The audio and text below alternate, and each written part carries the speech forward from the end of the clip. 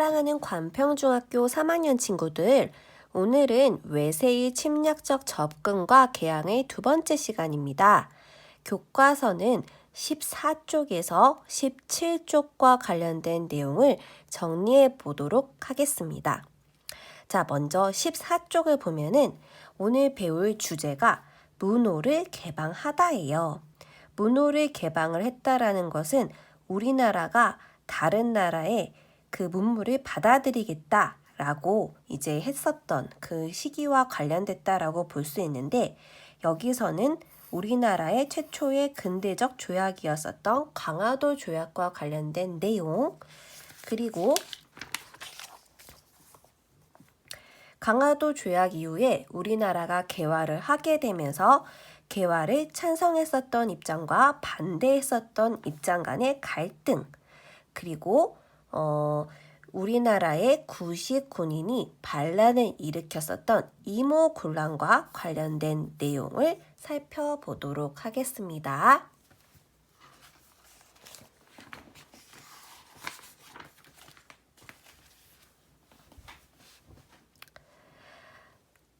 자, 오늘 배울 주제를 크게 보면은 문호 개방과 개화 갈등이라고 볼 수가 있어요. 우리 지난 시간에는 흥성대원군이 펼쳤었던 정책과 흥성대원군이 추진했었던 외교적으로 통상수교 거부 정책에 대해서 살펴봤었죠. 자, 흥성대원군이 통상수교 거부 정책을 펼치게 되는 과정에 있어서 4가지의 사건을 꼭 기억하라고 했었죠. 그러면서 그 첫 글자만 따서 기억하라고 했었던 글자 기억나나요? 그렇죠. 천재, 재, 병, 남, 시인. 자, 이때 재는 제너럴 셔먼호 사건이었어요. 제너럴 셔먼호. 어느 나라 배웠었는지 기억나나요? 미국 배웠었죠. 자, 이 미국 그 배를 갖다가 불태워버렸었던 제너럴 셔먼호 사건의 계기로 일어났었던 게 1871년에 있었던 신미 양요였었고, 그리고 병은 병인 양요였죠. 남은 남영군묘 도굴 사건인데, 이때 남영군은 누구였나요? 그렇죠. 여기 흥성대원군의 아빠였었죠. 자, 이 사건들을 계기로 흥성대원군은 외국과는 절대 교역하지 않을 거야. 우리끼리만 똘똘 뭉쳐 라고 했었던 통상수교 거부 정책을 펼치게 되었다라고 했었는데요. 고종이 이제 컸어요. 고종이 20살이 넘게 되면서 흥성대원군은 왕이 아니었잖아요. 그러다 보니까 고종이 20살이 넘으면서 1873년에 흥성대원군이 이제 더 이상은 정치를 하지 못하고 고종에게 넘겨주고 물러나게 됩니다. 자, 그러면서 고종의 시대가 오게 되었었죠. 고종의 시대에 있어서는 흥성대원군과는 조금 다른 그런 외교 정책을 펼치게 되었는데, 흥성대원군은 강력했지만 고종의 와이프였었던 명성황후 있죠. 명성황후 같은 경우에는 그 외국과 교역을 하는 것을 갖다가 이제 필요하다라고 봤었던 입장이었어요. 이렇게 민씨 세력을 중심으로 통상개화론이 대두되게 되었어요. 이때 통상개화론을 주장했었던 대표적인 인물로 박교수가 있죠. 이 박교수라는 인물은 북학파 실학자 중에 대표적이라고 할 수 있는 박지원의 손자예요. 할아버지도 외국의 신기술을 굉장히 받아들이는 거에 있어서 긍정적이었었던 분인데, 손자도 이 부분을 이제 계속 어렸을 때부터 들었었고 하다 보니까 이제 따라갔겠죠. 자, 그리고 통상개화론이 대두됐었던 반면에 일본이 운요 사건을 일으키게 됩니다. 이 운요 사건은 우리나라 강화도 앞바다에 일본의 군함이었었던 운요가 침범을 해왔어요. 그래서 대포를 쏠 듯 말 듯 쏠 듯 말 듯 먼 거리에서 이제 계속 우리나라를 공격할 듯 말 듯 이렇게 보이면서 우리나라를 도발을 하는 거예요. 그러다가 결국에는 우리가 먼저 공격을 하게 되었었죠. 자, 그러면서 일본이 우리가 결국에는 먼저 공격해서 우리 배가 피해를 봤다라고 하면서 운요 사건으로부터 우리가 자기들이 큰일 날 뻔했네요. 자신들이 입은 피해를 보상을 하는 측면에서 일본이랑 근대적인 조약을 맺어라 라고 이제 주장을 하게 되죠. 그러면서 반강제적으로 맺어지게 된 조약이 1876년에 있었던 강화도 조약이었습니다. 이 강화도 조약은 우리나라 안에서 있었던 최초의 근대적인 조약이에요. 자, 여기에 제1조를 보면은 조선은 자주국이며 일본국과 동등한 권리를 가진다라고 하면서 조선이 자주 독립국이다라고 명시가 되어 있는 부분이 있어요. 그런데 이거는 그 이면을 살펴보면은 조선에 대한 청의 종주권을 부정을 하면서 청이 일본의 조선 침략을 방해할 가능성을 원칙적으로 없애려고 하는 의도가 담겨 있었던 부분이었던 거죠. 어쨌든 우리나라는 강화도 조약을 계기로 부산, 원산, 인천이 문을 열게 됩니다. 모두 다 우리나라의 항구 도시죠. 원산은 그 북한에 있는 항구 도시죠. 자, 이 강화도 조약과 같은 경우에는 우리나라의 최초의 근대적 조약이라는 의의가 있지만 불평등 조약이라고 많이들 알고 있을 거예요. 구체적으로 어떤 조약인지를 보면은 제7조를 보면은 일본국 항해자가 조선국의 해안을 자유롭게 측량하도록 허가한다라는 부분이 있어요. 이 부분은 해안 측량권이라고도 볼 수가 있는데 우리나라의 바다와 같은 경우에는 이때 당시는 바다에서 전쟁이 이루어졌었기 때문에 바다를 지키는 것은 우리나라를 지키는 데 굉장히 중요한 몫이었었어요. 그런데 우리나라의 해안을 침략한다라는 것은 우리나라를 침범하겠다, 우리나라의 영토를 침입하겠다라는 것과 다름이 없는 조약이었던 거죠. 그리고 치외법권. 이 치외법권은 일본인이 우리나라의 항구에서 죄를 짓게 되면은 이거를 우리나라의 조선의 법으로 다스리는 게 아니고 일본의 법으로 다스리겠다라는 거예요. 그렇게 되면은 팔은 안으로 굽잖아요. 그러다 보니까는 우리나라에서 파렴치한 행동을 막 우리나라 사람들이 못 살게 굴어도 우리나라가 손쓸 방법이 없게 되는 거죠. 일본이 자기네 식대로 처리를 하겠다라고 하면서 데리고 가버리면 그만이니까요. 이렇게 우리나라의 최초의 근대적 조약이지만 불평등 조약이었던 강화도 조약이 어쨌든 우리나라의 처음 문을 열게 된 계기가 되었습니다. 자, 강화도 조약의 계기로 우리나라의 문을 연 것을 찬성하는 찬성파와 반대파가 있었는데 찬성하는 개화파와 반대하는 위정 척사파 간의 갈등과 관련된 부분을 이제 다루도록 하겠습니다. 먼저 그 전에 개화파가 어떠한 일들을 했는지를 살펴볼게요. 먼저 개화를 하려면은 개화를 주관하는 기구가 있어야 되죠. 그렇기 때문에 개화 총괄 기구인 통리기무아문을 먼저 설치를 해요. 말이 어렵지만 꼭 기억을 해둬야 되는 기구입니다.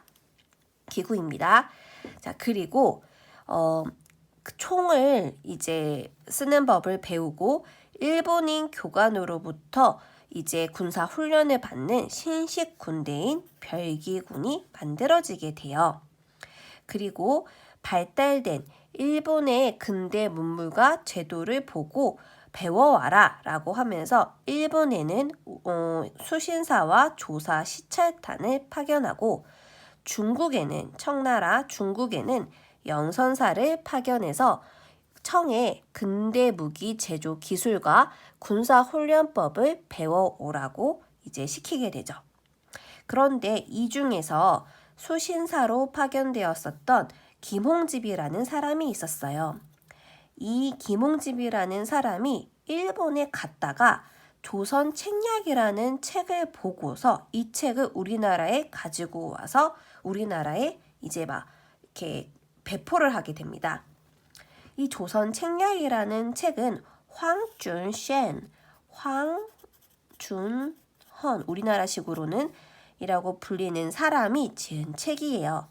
이 사람은 중국 사람일까요? 조선 사람일까요? 중국 사람이에요. 청나라 사람인데 일본으로 갔었던 외교관이었었어요.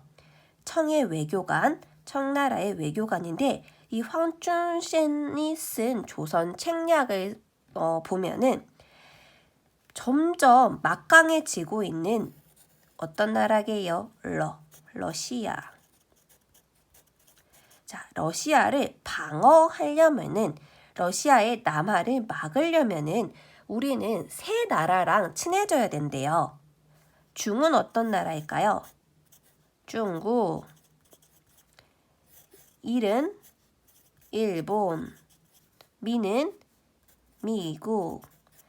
자, 중국이랑 친하게 지내고 일본이랑 결속되고 그리고 미국이랑 연결돼야 된다라고 하는데 우리나라는 이미 중국이랑 일본이랑은 오랜 옛날부터 어느 정도의 그 왕래는 있어 왔었죠. 여기에서 남은 나라 미국이 있었던 거예요. 그래서 이 책을 토대로 청의 그 영향을 받아서 조선과 미국 간의 통상이 체결되게 됩니다. 이 조약이 조미수호 통상조약으로 1882년도에 체결이 되게 됩니다. 자, 이건 역시 강화도 조약과 마찬가지로 불평등했었던 조약이에요. 불평등했었던 조약이었었는데 특히나 최혜국 대우라는 부분이 있었어요. 이 최혜국 대우와 같은 경우에는 우리나라가 다른 나라와 이제 다른 나라에게 부여하는 유리한 조건, 유리한 대우가 있을 때는 그 유리한 대우를 미국에게도 똑같이 이제 해줘야 된다라는 그런 조건인 거예요. 그러니까 뭐 다른 나라랑 우리나라가 조약을 체결할 때마다 그 다른 나라가 더 이제 유리한 조건이 있으면은 미국은 계속 그거를 따라서 본인들이 최고의 유리 조건을 차지하겠다, 최고의 혜택을 갖는 나라가 되겠다라는 거죠. 자, 그리고 이렇게 개화파를 중심으로 해서 우리나라는 개화가 추진이 되고 있었었는데 흥성대원군을 비롯해서 우리나라의 유교적인 질서나 성리학을 굉장히 중요시 여겼던 사람들은 개화를 굉장히 반대했었죠. 이 반대했었던 사람들이 위정척사 운동을 펼쳤었던 사람 또는 위정척사파라고도 불렀는데 정은 바를 정이에요. 바른 것을 지키고 사악한 것을 배척한다라는 거예요. 바른 거, 이때 바른 거는 성리학, 유교적인 질서를 얘기해요. 그리고 사악한 것은 서양의 것을 얘기하죠. 그래서 위정척사 운동은 개화를 반대하면서 우리 것을 지키자라는 그런 주장이라고 볼 수가 있는 거죠. 대표적인 인물로는 기정진, 이항로, 최익현, 이만송과 같은 사람들이 있었습니다. 자, 그리고 이때 개화파에서 생겼었던 그 신식군대, 별기군이 있었죠. 자, 이 별기군이 있었는데 이 별기군이 생기면서 기존에 있었던 구식군대가 차별을 받게 돼요.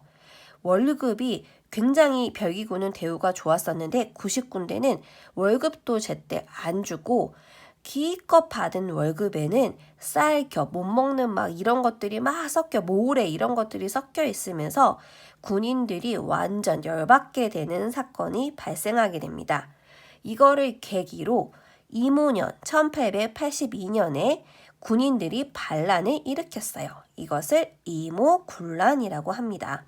이 사람들은 개화에 찬성하는 입장이었을까요? 반대하는 입장이었을까요? 당연히 개화상 추진되었었던 신식 군대에 비해서 차별을 당했었기 때문에 반대하는 입장이었었겠죠. 자, 이 이모군란의 계기로 인해서 그 대원군이 다시 이제 집권을 하게 돼요. 다시 집권을 하게 되는데 이때 그 민씨가 명성황후가 개입을 하게 되면서 청나라에 도움을 요청합니다. 도움 요청. 민씨 세력이 청나라에 도움을 요청하게 됩니다. 도움을 요청을 해서 청나라가 우리나라에 반란을 일으켰었던 그 이모군란을 이제 제압을 하게 돼요. 그리고 대원군을 청나라로 압송, 납치해 가게 됩니다. 자, 그렇게 되면서 그 결과 청나라에 의해서 우리나라 내에 내란이 진압이 된 거잖아요. 그렇다 보니까 청나라가 정치적으로 우리나라에 간섭을 하기 시작했었고 또 경제적으로도 조청, 상민, 수륙, 무역, 장정이라고 불리는 게 체결이 되게 되는데 조선과 청나라 간에 그 청나라의 상인들이 우리나라에 와서 자유롭게 무역을 할 수 있다라는 거예요. 또 세부적으로 살펴보면은 우리나라가 불리한 측면이 굉장히 많이 있었습니다. 그러면서 그런 것들을 통해서 경제적인 그런 침범도 이제 이루어지게 되었었고요. 반면에 일본의 그 이모군란으로 인해서 일본의 공사관이 습격을 당했다라고 하면서 거기에 있어서의 배상금을 우리나라에 요청을 해왔던 일본의 제물포 조약도 있었습니다. 그리고 일본과 같은 경우에는 제물포 조약에서 자기네들 공사관을 지키기 위해서 우리 서울에다가 일본군들이 자신의 공사관에 보호를 해줘야 되니까는 주둔을 해야 되겠다라고 하면서 야금야금 자신들의 군대를 우리나라로 이제 들여놓게 되는 거죠. 자, 이렇게 오늘은 문호 개방과 개화 갈등과 관련된 주제에 대해서 한번 정리를 해보았습니다. 다음 시간에는 이 개화파 안에도 개화에 찬성은 하지만 똑같이 그 온건 개화파, 급진 개화파로 또 분류가 되게 돼요. 이 온건 개화파는 개화는 하지만 천천히 하자. 급진 개화파는 이왕 하는 거 제대로 빨리 하자라는 입장이었는데 이 둘 사이에 또 갈등으로 인해서 그 개화의 추진 속도에 따라서 이제 일어났었던 사건 갑신정변에 대해서 살펴보도록 하겠습니다. 그럼 오늘 하루도 고생 많았습니다. 여러분 다음 시간에 또 만나요. 안녕.